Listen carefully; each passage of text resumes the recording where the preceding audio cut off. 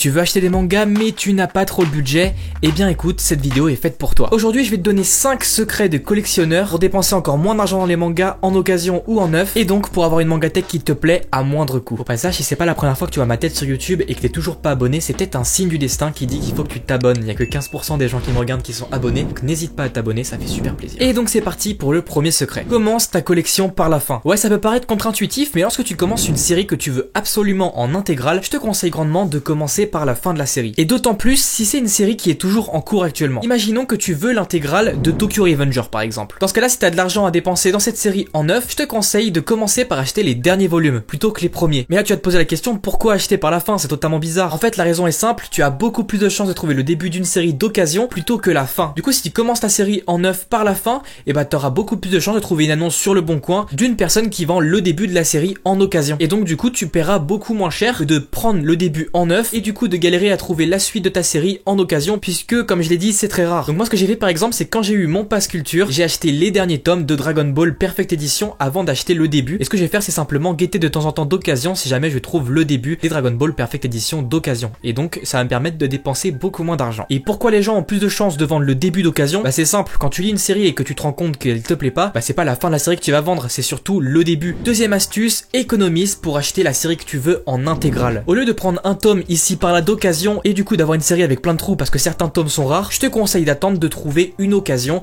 où quelqu'un vend le lot complet de l'intégrale du manga que tu cherches. Comme je te le disais, ça sera beaucoup plus simple pour toi d'avoir une intégrale que de compléter les trous qui te manquent. En plus de ça, un lot intégral c'est plus simple à économiser parce que tu prends beaucoup de mangas. Tu peux t'en sortir en moyenne avec 4 € le tome environ pour une intégrale en occasion. Et de plus, s'il y a des tomes rares à l'intérieur de cette série, la personne qui va vendre en lot généralement ne fera pas d'exception pour les volumes rares. Ils seront au même prix que les autres, c'est-à-dire au prix par tome du lot. Donc vraiment économise pour acheter les séries que tu veux en intégrale. Crois-moi sur parole que ça va être beaucoup plus simple pour toi. D'ailleurs, si jamais ça t'intéresse d'avoir 3 mangas pour 3 €, tu peux regarder dans la description, il y a une petite astuce qui va t'aider. Et en plus de ça, tu supportes ma chaîne YouTube, donc n'hésite pas. Troisième astuce, connais la série avant de l'acheter. Crois-moi, cette astuce va te faire économiser beaucoup d'argent. En fait, c'est très simple. Si jamais tu trouves d'occasion un lot de mangas pour vraiment pas cher, renseigne-toi sur la série avant de l'acheter, c'est très important. Lis le petit résumé derrière les premiers tomes, ou ce que tu peux faire encore, c'est lire les premières pages en numérique. Le premier chapitre de certaines séries est souvent proposé gratuitement sur des services numériques comme Amazon ou la Fnac. Comme ça, tu vois vraiment si ça te plaît et si pour toi ça vaut le coup de te lancer dans cette série. Et même si c'est un lot qui est très alléchant d'occasion, si la série te plaît pas vraiment, je te conseille de garder ton argent pour une série qui te plaira vraiment. Comme ça t'économises et comme ça le lot reviendra à des personnes qui veulent vraiment la série. Quatrième astuce, ne cède pas à la peur de perdre. Si jamais tu te balades dans une boutique d'occasion et que tu tombes sur un manga où tu te dis wow, je veux vraiment me faire cette série, mais que tu trouves que les premiers volumes ou que des tomes au milieu de la série par exemple, et bah je te conseille d'attendre avant de l'acheter. Tout simplement parce que peut-être qu'un jour tu tomberas sur le lot complet de la série et du coup ça sera beaucoup plus intéressant pour toi de l'acheter que si tu prenais juste le tome que tu trouves ou le début de la série que tu trouves. Et puis dans tous les cas, je te conseille vraiment de te recentrer dans les séries que tu veux faire. C'est important. Et si t'es limite niveau argent, vraiment je te conseille d'économiser pour les séries qui sont prioritaires pour toi. Donc vraiment, si tu trouves un tome intéressant, ne fais pas d'achat compulsif. Essaye de te tenir un petit peu. Après, c'est une erreur de débutant, hein. Moi quand j'ai commencé à collectionner des mangas, dès que je voyais un tome 1 d'une série dont un youtubeur avait parlé, j'avais tout de suite le réflexe de prendre le manga et de l'acheter du coup. Après tu te retrouves avec plein de tomes 1 et plus tu vas vers la fin de la série et plus c'est compliqué de trouver une série d'occasion, tu te retrouves à t'acheter toute la série en neuf et à perdre beaucoup d'argent. D'ailleurs sur le bon coin maintenant tu peux mettre des alertes. Donc par exemple si jamais Gantz ça me plaît, bah je peux faire une alerte Gantz et du coup à chaque fois qu'une nouvelle annonce de Gantz apparaîtra, j'aurai une notification. Et le tout dernier conseil qui est peut-être un peu contradictoire pour toi,